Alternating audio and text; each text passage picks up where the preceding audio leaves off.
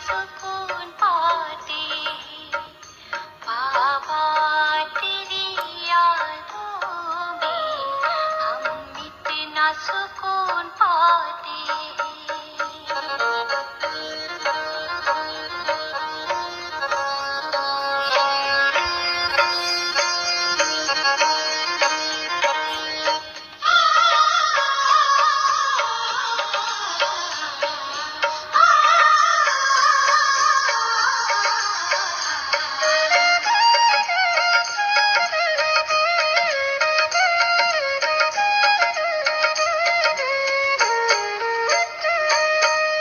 तेरी मुरली हमें बुलाती रोकना हम खुद को पाते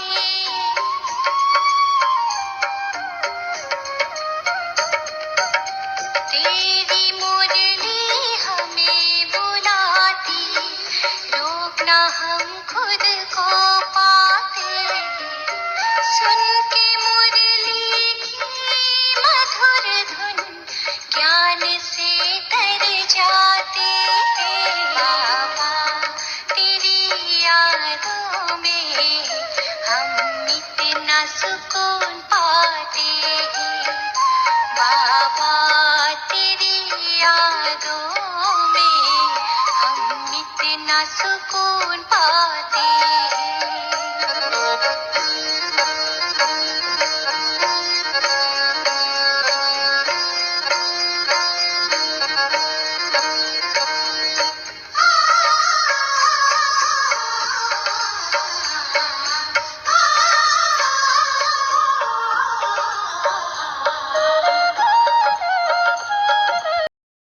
ओम शांति 31/7/2024 के प्रातः मुरली। ओम शांति। बाप दादा मधुबन। बाबा कहते मिठे बच्चे तुमको निजर समय नष्ट करिवार नहीं। मन भितर सबुबले ज्ञानर मनर चिंतन करुथाओ तेबे निद्राजित होइजिब आलस्य बाहाई आसिब नहीं। प्रश्न बाबा कहिले तुमे पिलामाने बाबांको उपरे सुहा काहींकी हेउछ? सुहा हेबार अर्थ कौन? उत्तर रे बाबा कहते सुहा हेबा अर्थ बाबांक स्मृति रे मग्न रहिबा। जेतेबेले तुमे पिलामाने बाबांकर स्मृति रे मग्न होई जाउछ सेतेबेले आत्मा रूपी बैटरी चार्ज होई जाउछि। आत्मा रूपी बैटरी जेतेबेले निराकारंक सहित जोड़ी होई जाउछि सेतेबेले चार्ज होई जाउछि। आत्मार विकर्म भस्म होई जाउछि एवं रोजगार मध्य जमा होई जाउछि। ओम शांति। आत्मिक पिता आत्मिक संतान मानक बुझाउछन्ते एबे तुमे माने एठारे शरीर सहित अछ। तुमे माने जानिछ मृत्यु लोकरे एहा आमर अंतिम शरीर। पुणी कौन हब? पुणी बाबांक सहित शांति धामरे आमे एकत्र हेबा। सेठारे एही शरीर रहिब नाही। पुणी आमे पुरुषार्थर क्रमानुसारे स्वर्ग को आसिबा। समस्ते तो एकत्र आसिबे नाही। वर्तमान राजधानी स्थापन हेउछि। जेपरि बाबा शांतिर सुखर सागर अटंती पिलामानंकु मध्य सही भली शांति एवं सुखर सागर करुछंती। पुणी आमको जाई शांति धामरे विराजमान हेबाकु पड़िबो। तेणु एबे बाबांको घरकु एवं सुखधामकु मने पकेइबाकु हेबो। एठारे तुमे जेते जेते एही अवस्थारे रहिबो तुमर जन्म जन्मांतरर पाप भस्म हेबो। एहाकु कुहा जाउछि जोग अग्नि। सन्यासी माने कौनसी सर्वशक्ति मानक सहित जोग लगाउ नाहांती। सेमाने तो आत्मार रहिबार स्थान ब्रह्म सहित जोग लगाउछंती। सेमाने हेले तत्वयोगी ब्रह्म अथवा तत्व सहित जोग लगाउछंती। एही सृष्टि रूपी रंगमंचरे जीव आत्मा मानकर खेल हेउछि। शांति धामरे केवल आत्मा माने ही रहिथांती। तेबे सही शांति धाम को जीवा पाई सारा दुनिया पुरुषार्थ करुछि। सन्यासी माने मध्य कहउछंती आमे ब्रह्मरे लीन होइजिबु। सेमाने एपरि कहंती नाही जे आमे ब्रह्मरे जाई निवास करिबु। एही कथा को एबे तुमे माने बुझिगलणी। भक्ति मार्गरे केते गोलमालिया करी पुराणर कथा सुनाउछंती। एठारे तो बाबा आसी केवल दुईटी शब्द बुझाउछंती। जेपरि मंत्र जप करिथांते ना केही निज गुरु को मने पकई थांती तो पुणी आउ किए काहाकु मने पकई थांती। ଛାତ୍ର କେବଳ ଶିକ୍ଷକଙ୍କୁ ମନେ ପକାଇଥାନ୍ତି। ସେହିଭଳି ଏବେ ତୁମମାନଙ୍କର ମଧ୍ୟ କେବଳ ବାବା ଏବଂ ଘର ହିଁ ମନେ ପଡ଼ୁଛି। ତୁମମାନେ ଏବେ ବାବାଙ୍କଠାରୁ ଶାନ୍ତିଧାମ ଏବଂ ସୁଖଧାମର ବର୍ଷା ନେଉଛ। ତେଣୁ ତୁମର ଏହି କଥା ହିଁ ବୁଦ୍ଧିରେ ମନେ ରହୁଛି। ମୁଖ ଦ୍ୱାରା କିଛି କହିବାର ଆବଶ୍ୟକତା ନାହିଁ। ଏବେ ତୁମେମାନେ ବୁଦ୍ଧି ଦ୍ୱାରା ଜାଣୁଛ ଯେ ପ୍ରଥମେ ଶାନ୍ତିଧାମକୁ ଯାଉଛୁ ଏବଂ ପରେ ହେଉଛି ସୁଖଧାମ। ଆମେ ପ୍ରଥମେ ମୁକ୍ତିକୁ ପ୍ରାପ୍ତ କରୁଛୁ, ପରେ ଜୀବନ ମୁକ୍ତିରେ ଆସୁଛୁ। ମୁକ୍ତି ଜୀବନ ମୁକ୍ତି ଦାତା ହେଉଛନ୍ତି ଏକମାତ୍ର ବାବା। ବାବା ପିଲାମାନଙ୍କୁ ବାରମ୍ବାର ବୁଝାଉଛନ୍ତି, ସମୟ ନଷ୍ଟ କରିବା ଉଚିତ ନୁହେଁ। ଜନ୍ମ ଜନ୍ମାନ୍ତରର ପାପର ବୋଝ ତୁମର ମୁଣ୍ଡ ଉପରେ ରହିଛି। ଏହି ଜନ୍ମର ପାପର ସ୍ମୃତି ତ ରହିଛି ନା। ସତ୍ୟ ଯୁଗରେ ଏସବୁ କଥା ରହିବ ନାହିଁ। ଏଠାରେ ପିଲାମାନେ ଜାଣୁଛନ୍ତି ଆମ ମୁଣ୍ଡ ଉପରେ ଜନ୍ମ ଜନ୍ମାନ୍ତରର ପାପର ବୋଝ ରହିଛି। ପ୍ରଥମ ନମ୍ବର ହେଲା କାମ ବିକାରର ବିକର୍ମ, ଯାହାକି ତୁମେ ଜନ୍ମ ଜନ୍ମାନ୍ତର କରି ଆସିଛ ଏବଂ ବାବାଙ୍କର ନିନ୍ଦା ମଧ୍ୟ ବହୁତ କରିଛ। ବାବା ଯିଏକି ସମସ୍ତଙ୍କର ସଦ୍ଗତି ଦାତା, ତାଙ୍କର କେତେ ନିନ୍ଦା କରିଛ। ଏସବୁ କଥା ଧ୍ୟାନରେ ରଖିବାକୁ ହେବ ଏବଂ ଯେତେ ଦୂର ସମ୍ଭବ ବାବାଙ୍କୁ ମନେ ପକାଇବାକୁ ହେବ। ବାସ୍ତବରେ ସତ୍ଗୁରୁ କୁହାଯାଇଥାଏ, ଗୁରୁ ନୁହେଁ। ବାହାଗୁରୁ କହିବାର କୌଣସି ଅର୍ଥ ହିଁ ନାହିଁ। ବାହା ସତଗୁରୁ, ସିଏ ହିଁ ମୁକ୍ତି ଜୀବନ ମୁକ୍ତି ଦେଇଛନ୍ତି ନା। ଗୁରୁ ତ ଅନେକ ଅଛନ୍ତି, ଇଏ ଏକମାତ୍ର ସତ୍ଗୁରୁ ଅଟନ୍ତି। ତୁମମାନେ ତ ବହୁତ ଗୁରୁ କରିଛ। ପ୍ରତ୍ୟେକ ଜନ୍ମରେ 2ରୁ 4ଟି ଗୁରୁ କରିଛନ୍ତି। ଜଣଙ୍କୁ ଗୁରୁ କରି ମଧ୍ୟ ପୁଣି ଅନ୍ୟ ସ୍ଥାନକୁ ଯାଇଥାନ୍ତି। ଭାବନ୍ତି ବୋଧହୁଏ ଏଠାରେ ଭଲ ରାସ୍ତା ମିଳିଯିବ। ଅନ୍ୟ ଗୁରୁମାନଙ୍କ ପାଖକୁ ଯାଇ ପରଖିଥାନ୍ତି, କିନ୍ତୁ ତାଙ୍କଠାରୁ କିଛି ବି ମିଳିନଥାଏ। ଏବେ ତୁମେମାନେ ଜାଣୁଛ ଏଠାରେ ତ ରହିବାର ନାହିଁ। ସମସ୍ତଙ୍କୁ ଶାନ୍ତିଧାମ ଯିବାକୁ ହେବ। ବାବା ତୁମର ନିମନ୍ତ୍ରଣରେ ଆସିଛନ୍ତି। ବାବା ତୁମକୁ ମନେ ପକାଇ ଦେଉଛନ୍ତି, ତୁମେ ମୋତେ ଡାକୁଛ, ଆସି ଆମକୁ ପତିତରୁ ପାବନ କର। ପାବନ ଶାନ୍ତିଧାମ ବି ଅଟେ ଏବଂ ସୁଖଧାମ ମଧ୍ୟ ଅଟେ।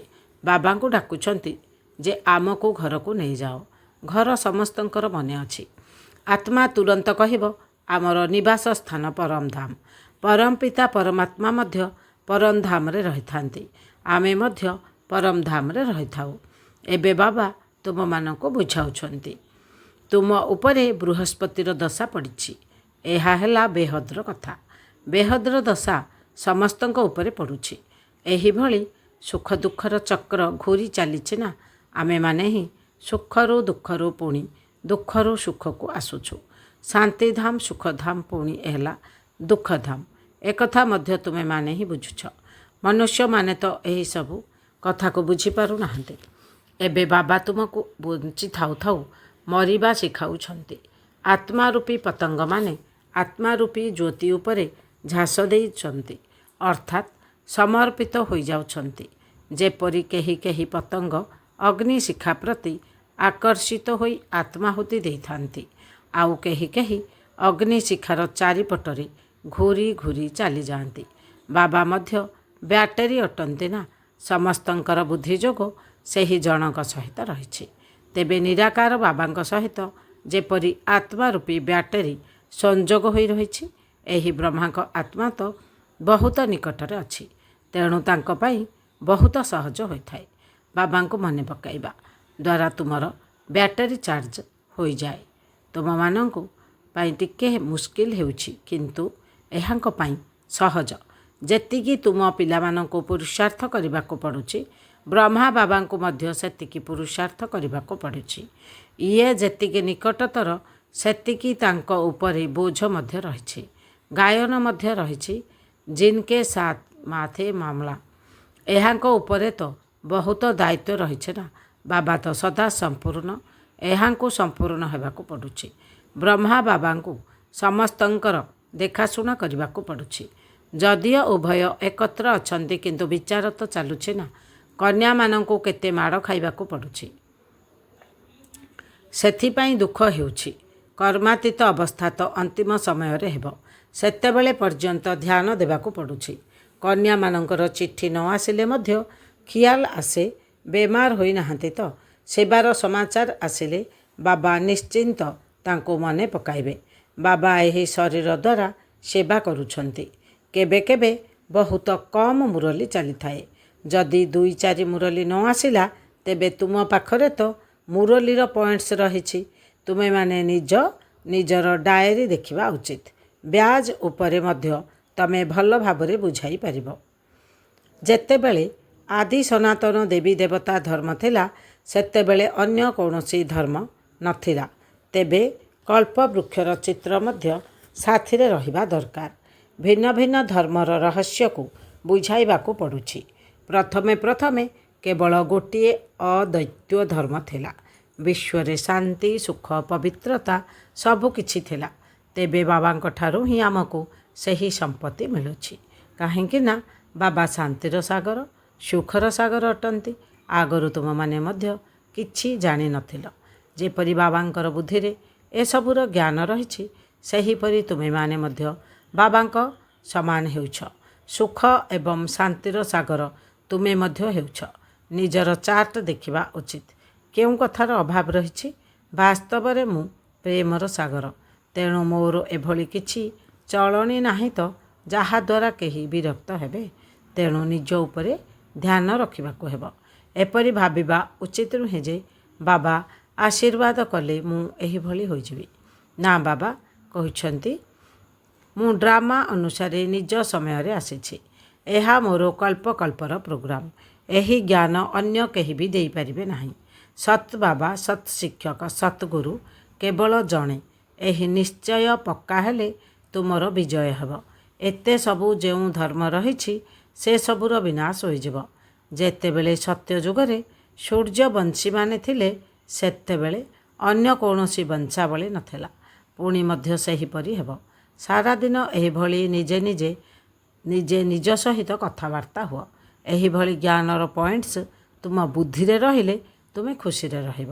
ବାବାଙ୍କ ପାଖରେ ଯେଉଁ ଜ୍ଞାନ ଅଛି ତାହା ତୁମକୁ ଏବେ ମିଳୁଛି। ଯାହାକୁ ଧାରଣ କରିବାକୁ ହେବ ଏଥିରେ ସମୟ ନଷ୍ଟ କରିବା ଉଚିତ ନୁହେଁ। ରାତିରେ ମଧ୍ୟ ସମୟ ମିଳିଥାଏ। ଦେଖନ୍ତୁ, ଯଦି ଆତ୍ମା କର୍ମେନ୍ଦ୍ରିୟ ଦ୍ୱାରା କାମ କରି କରି ଥକିଗଲେ ସେ ପୁଣି ଶୋଇଯାଏ।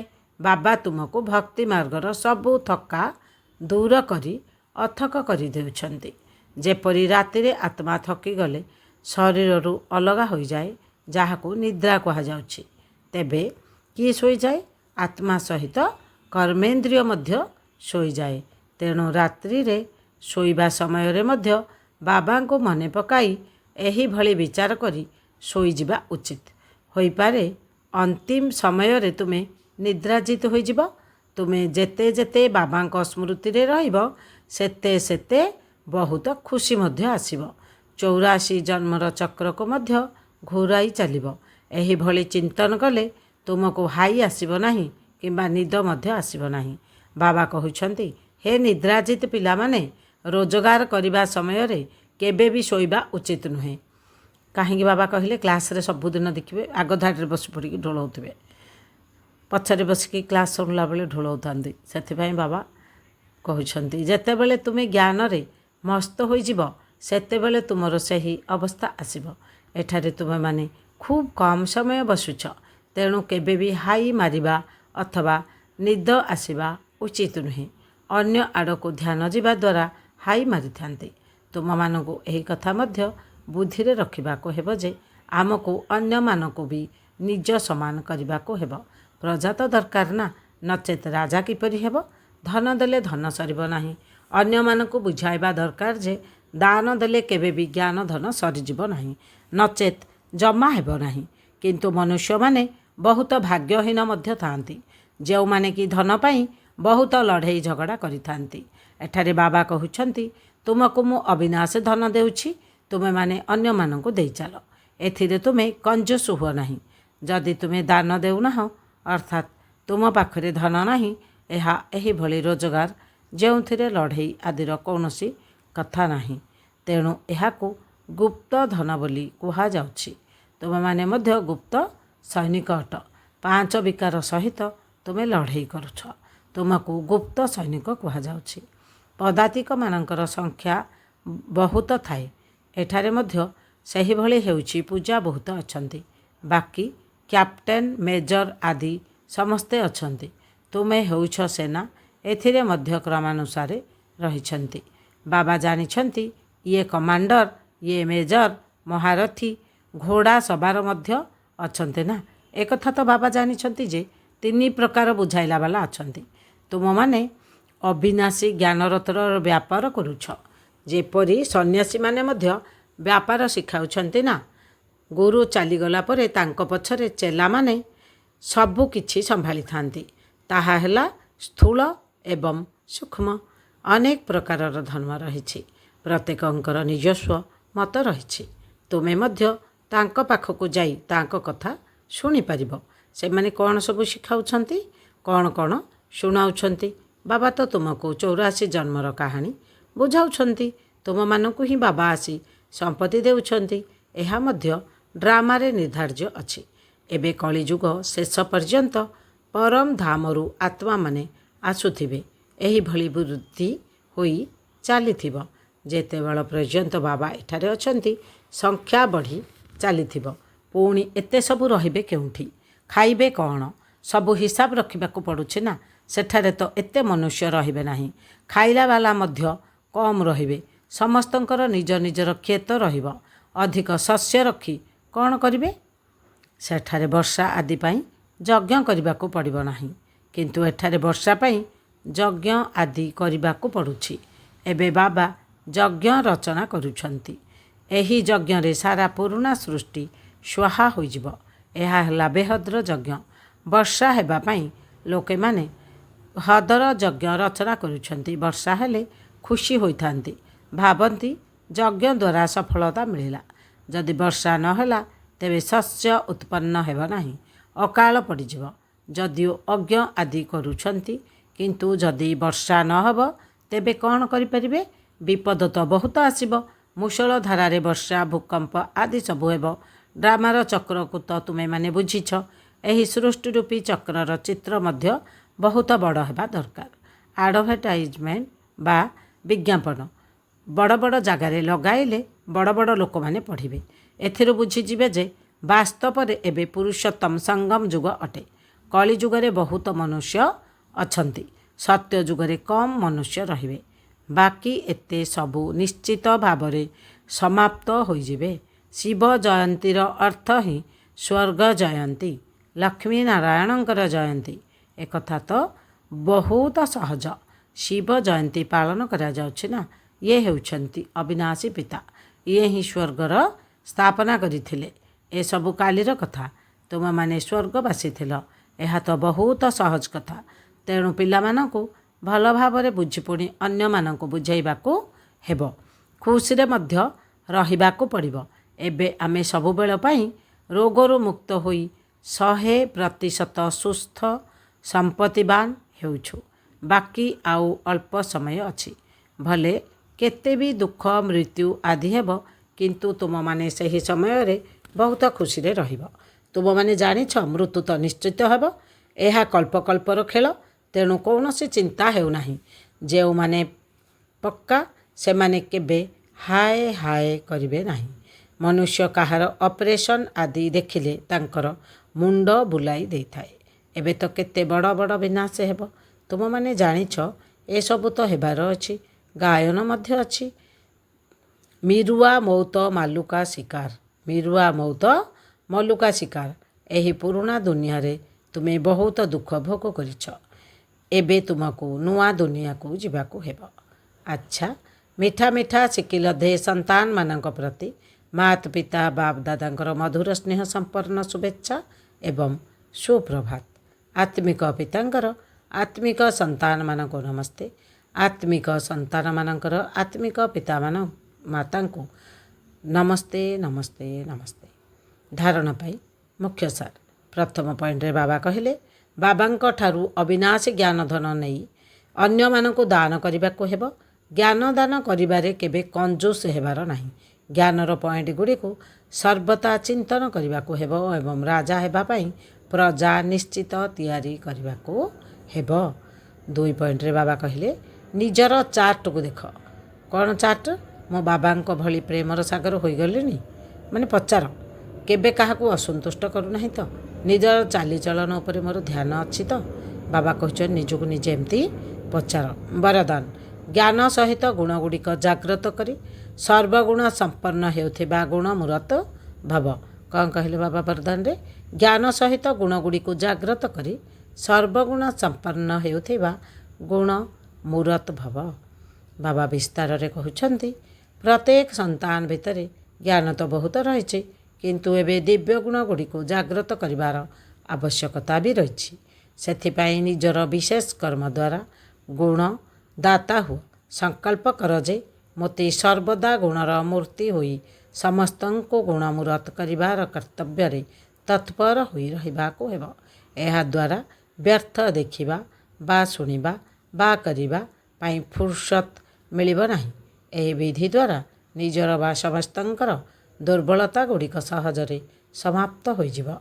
ତେଣୁ ଏଥିରେ ପ୍ରତ୍ୟେକ ନିଜେ ନିଜକୁ ପ୍ରଥମ ନମ୍ବରର ନିମିତ୍ତ ମନେକରି ସର୍ବଗୁଣ ସମ୍ପନ୍ନ ହେବାର ଏବଂ ଅନ୍ୟମାନଙ୍କୁ କରିବାର ଦୃଷ୍ଟାନ୍ତ ହୁଅ। ବାବା ସ୍ଲୋଗାନରେ କହିଲେ ସଂକଳ୍ପ ଦ୍ୱାରା ଯୋଗର ଦାନ, ବାଣୀ ଦ୍ୱାରା ଜ୍ଞାନର ଦାନ ଏବଂ କର୍ମ ଦ୍ୱାରା ଗୁଣର ଦାନ କର। କ'ଣ କହିଲେ ବାବା ସ୍ଲୋଗାନରେ? ସଂକଳ୍ପ ଦ୍ୱାରା ଯୋଗର ଦାନ, ବାଣୀ ଦ୍ୱାରା ଜ୍ଞାନର ଦାନ ଏବଂ କର୍ମ ଦ୍ୱାରା ଗୁଣର ଦାନ କର।